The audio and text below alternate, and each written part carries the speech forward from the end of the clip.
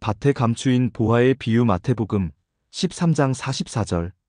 본 강론은 마태복음 13장 44절의 천국은 마치 밭에 감추인 보화와 같으니 사람이 이를 발견한 후 숨겨두고 기뻐하며 돌아가서 자기의 소유를 다 팔아 그 밭을 사느니라는 비유의 말씀을 새로운 성경과 비교하여 서술하고자 합니다.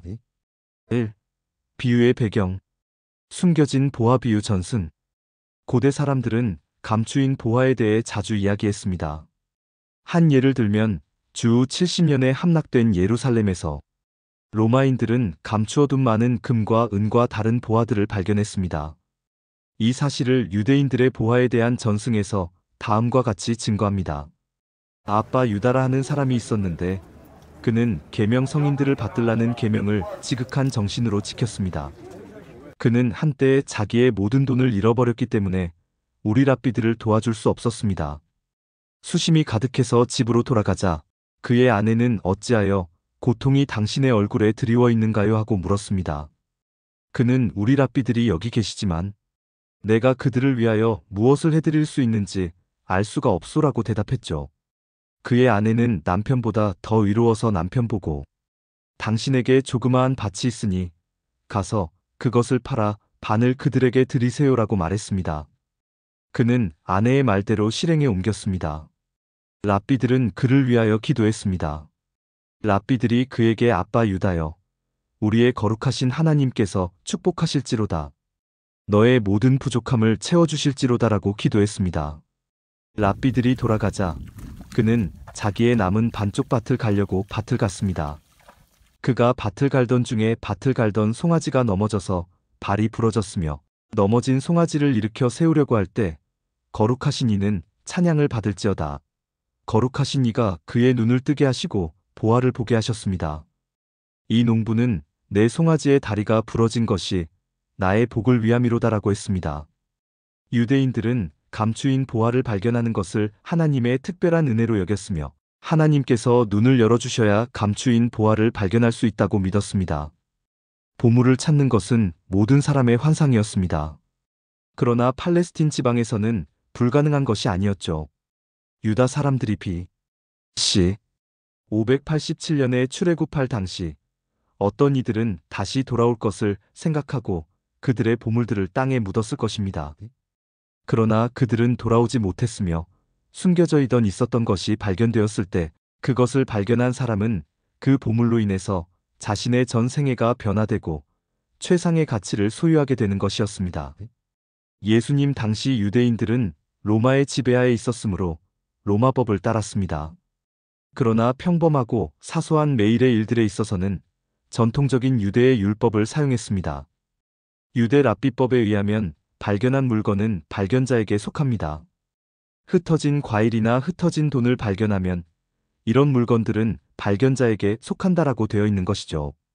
이러한 사실을 근거하여 볼 때 감추인 보화를 발견한 사람은 자기가 발견한 것에 대한 습득권을 갖게 됩니다. 당시 유대인들은 불안한 상황에서 전쟁이나 습격, 그리고 강도를 당하기 쉬웠으므로 값진 보화나 자기들의 소중한 소유물과 재산을 보호하기 위한 방법으로 흔히 가장 안전한 땅에 묻어두었습니다.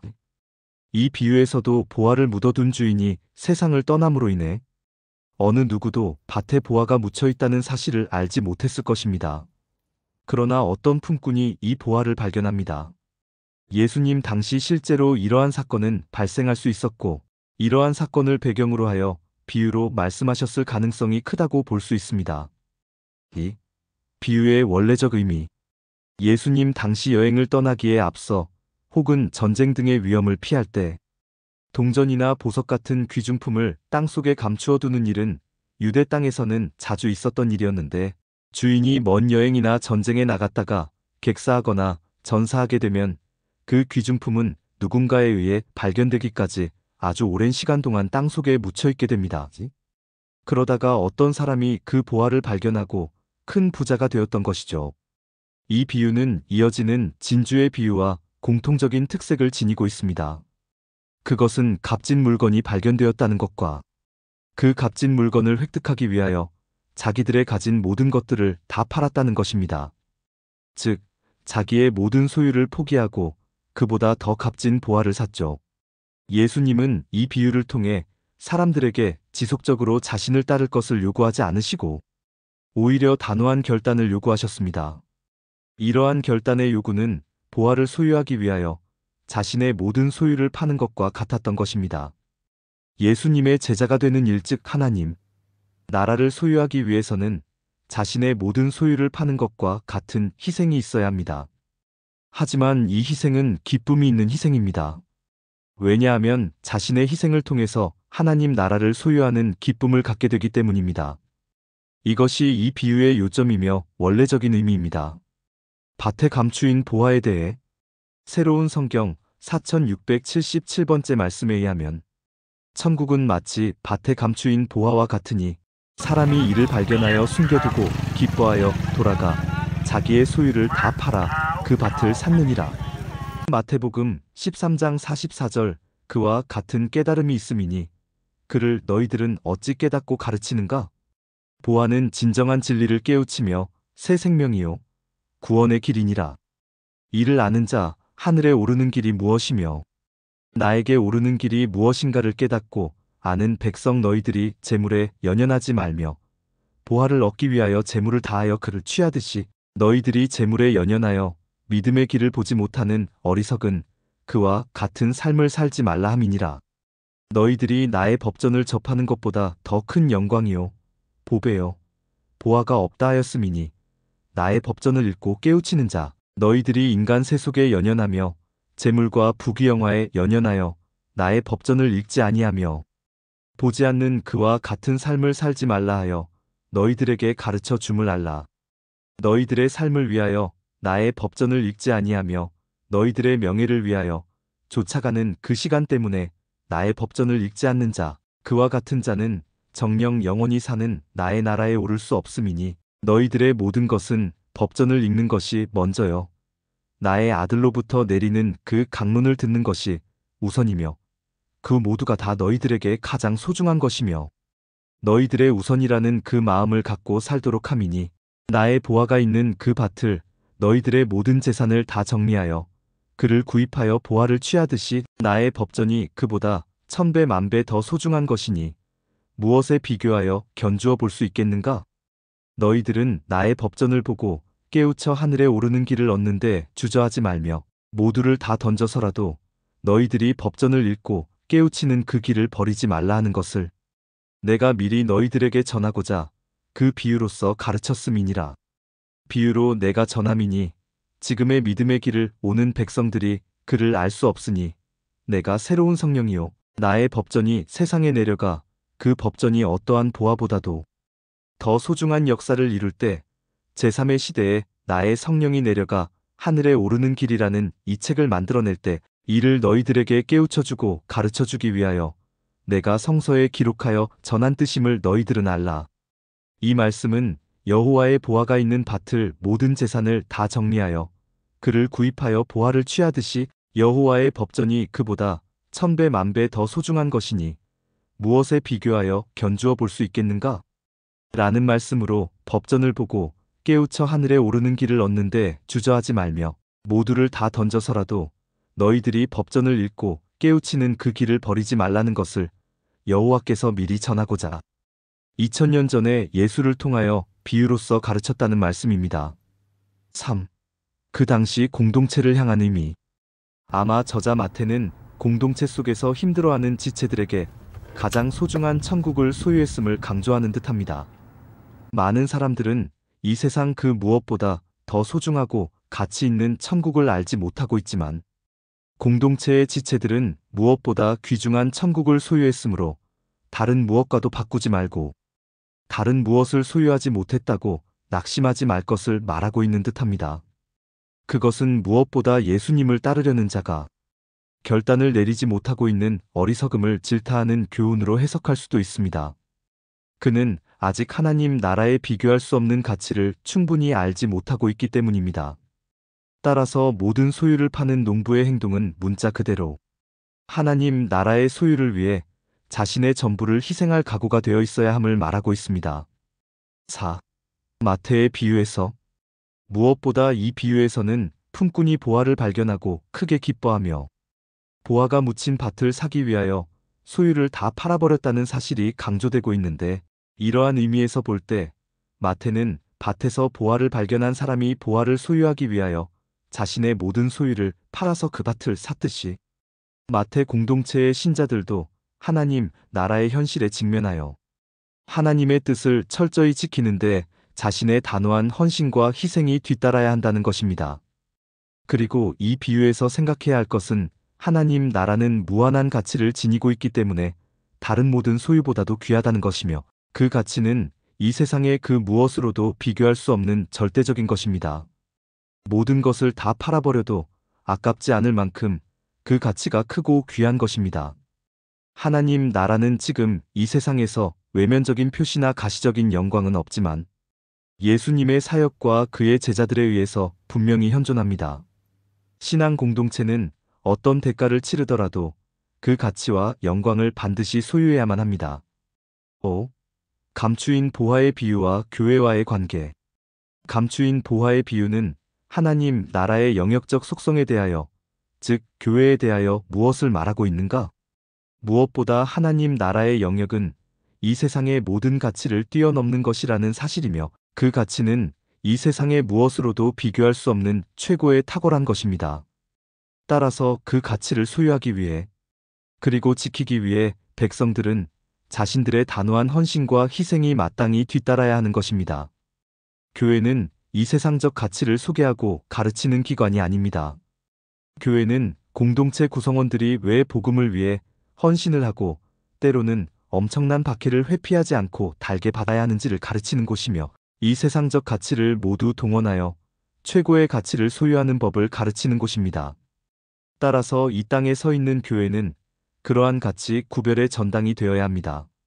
그러나 오늘날의 교회는 진정으로 하나님의 뜻에 의한 선한 행실은 온데간데 없고 육신의 편안함을 위한 욕심에 의한 교회로 전락하였다고 볼 수 있습니다. 이에 대해 새로운 성경 8543번째 말씀에서는 소중한 밭을 팔아서 나의 성령이요 나 여호와의 말씀을 사라고 말씀하고 있습니다. 성서에 기록하여 전하기를 천국은 마치 밭에 감추인 보화와 같으니 사람이 이를 발견하고 숨겨두고 기뻐하여 돌아가서 자기의 소유를 다 팔아 그 밭을 샀느니라. 마태복음 13장 44절 함이니라. 과연 이것이 사랑을 베푸는 백성이요 양심이 있는 백성이 할 수 있는 짓이더냐? 남의 밭에 보화와 귀한 것이 숨겨 있음이니 그 밭의 값보다도 귀한 것이 있을 때 너희들이 재산을 다 팔아서 그 밭값을 주고 삼이니 그 금은 보화는 거저 얻는 자여 거저 구하는 것이니 이것이 도둑의 마음을 가르치는 것이 아니고 무엇이더냐? 과연 이것이 성서요 나 여호와가 너희들에게 가르친 뜻이라 그리 생각하는가? 이 대목이 또한 잘못되었음을 알라. 이 대목을 갖고 너희들은 지금 죄의 온상인 그 교회에서 나의 피조물 만백성에게 너희들이 가르친 설교가 구원의 길이요 진주와 같은 것이니 자기 재산 모두를 다 바쳐 구원하는 길을 얻으라. 그리고 영광을 받으라. 그리 가르치고 그리 전하는 것이 오늘의 가르침이 아니던가? 이는 그와 같은 비유의 뜻으로서 내가 너희들에게 가르침이 아님을 알아야 될 것이니라. 너희들이 구원을 받는 영광이요 그를 어찌할 것인지 내가 비유한 뜻이니라. 소중한 밭을 팔아서 나의 성령이요 나 여호와의 말씀을 사라 함이니라. 이는 무엇이냐? 너희들의 육에 소중한 그 밭을 팔아 너희 모든 것보다도 소중한 나 여호와가 내린 나의 가르침이요 나의 아들 예수를 통하여 내가 내려보내는 그것을 받아들이는 그 마음의 자세를 가지라 하며, 곧 그 믿음이 인간에게 없어서는 아니 되는 소중한 밭을 팔아서라도 너희들이 그를 사고 거둬들이는 마음 자세를 가지라는 그 예를 든 가르침이지. 남의 밭에 보화와 은하가 감추어 있으니 그를 헐값으로 사서 챙기라는 그와 같은 비유의 뜻이 아니니라. 이를 가지고 너희들은 그저 너희들이 설교하는 것이 보물이니 보화와 금화를 갖다가 그를 많이 사고 재물을 많이 바치면 구원을 받는다. 그리 말함이니 인간 세상의 소중한 밭이요 몇 천년 전에 너희들이 가지고 있는 그 농토는 소중함이니 그를 다 팔고 재물을 팔아서라도 소중한 나 여호와의 뜻을 살 수 있으며 말씀을 살 수 있는 그와 같은 믿음이요. 마음 자세로 가야 한다는 그 비유의 뜻이니라. 이는 곧 내가 나의 아들 예수를 통하여 가르치는 것은 너희들이 그 무엇과도 바꿀 수 없으며 가장 귀하고 소중한 것이라는 것을 비유로써 너희들에게 가르침이니 제물을 바쳐 나의 성령을 사라함이 아님을 알라. 그와 같은 마음으로 믿음의 길을 가며 참진리의 그 소중함이요. 그걸 받아들이는 그 자세가 중요함을 너희들에게 가르쳐주고자 함이며 너희들이 나 여호와의 성령을 받아들일 때 얼마만큼 소중한 것인지 비유한 뜻이거늘 너희들이 이를 잘못 가르치고 지금 잘못 행하고 있다고 말씀하고 있습니다. 이 말씀은 소중한 밭을 팔아서 여호와의 성령이요. 여호와의 말씀을 사라는 말씀입니다. 육의 소중한 밭을 팔아 모든 것보다도 소중한 여호와가 내린 가르침이요. 예수를 통하여 내려보내는 말씀을 받아들이는 마음의 자세를 가지라는 것이며 곧 그 믿음이 인간에게 없어서는 아니 되는 소중한 밭을 팔아서라도 그를 사고 걷어들이는 마음 자세를 가지라는 예를 든 가르침이지 남의 밭에 보화와 은하가 감추어 있으니 그를 헐값으로 사서 챙기라는 그와 같은 비유의 뜻이 아니라는 말씀입니다. 오늘의 말씀을 마무리하겠습니다. 저자 마태는 공동체 속에서 힘들어하는 지체들에게 가장 소중한 천국을 소유했음을 강조하였습니다.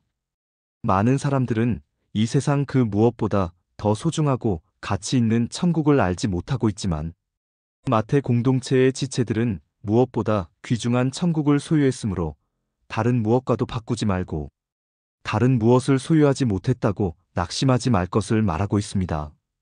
그것은 무엇보다 예수님을 따르려는 자기 결단을 내리지 못하고 있는 어리석음을 질타하는 교훈으로 해석할 수도 있으며 그는 아직 하나님 나라에 비교할 수 없는 가치를 충분히 알지 못하고 있기 때문입니다. 따라서 모든 소유를 파는 농부의 행동은 문자 그대로 하나님 나라의 소유를 위해 자신의 전부를 희생할 각오가 되어 있어야 함을 말하고 있는 것입니다.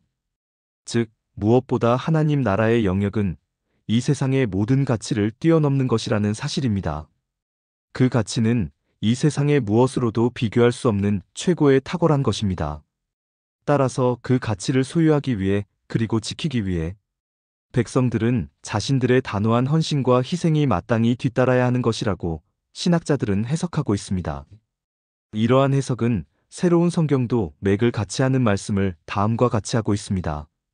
마태복음 13장 44절의 천국은 마치 밭에 감추인 보화와 같으니 사람이 이를 발견한 후 숨겨두고 기뻐하며 돌아가서 자기의 소유를 다 팔아 그 밭을 사느니라는 비유의 말씀은 소중한 밭을 팔아서 여호와의 성령이요 여호와의 말씀을 사라는 말씀으로 평생 일구어서 먹고 살아야 하는 육의 소중한 밭을 팔아 모든 것보다도 소중한 여호와가 내린 가르침이요 예수를 통하여 내려보내는 말씀을 받아들이는 마음의 자세를 가져야 하며 곧 그 믿음이 인간에게 없어서는 아니 되는 소중한 밭을 팔아서라도 그를 사고 걷어들이는 마음 자세를 가지라는 예를 든 가르침이지 남의 밭에 보화와 은하가 감추어 있으니 그를 헐값으로 사서 챙겨 부귀영화를 누리며 육신적으로 잘 살라는 비유의 뜻이 아니라는 말씀입니다. 또한 여호와의 보화가 있는 밭을 모든 재산을 다 정리하여 그를 구입하여 보화를 취하듯이 여호와의 법전이 그보다 1000배 만배 더 소중한 것이니 무엇에 비교하여 견주어 볼 수 있겠는가? 라고 물으시며 법전을 보고 깨우쳐 하늘에 오르는 길을 얻는데 주저하지 말며 모두를 다 던져서라도 법전을 읽고 깨우치는 그 길을 버리지 말라는 것을 여호와께서 미리 전하고자 2000년 전에 예수를 통하여 비유로서 가르쳤다고 새로운 성경은 말하고 있다.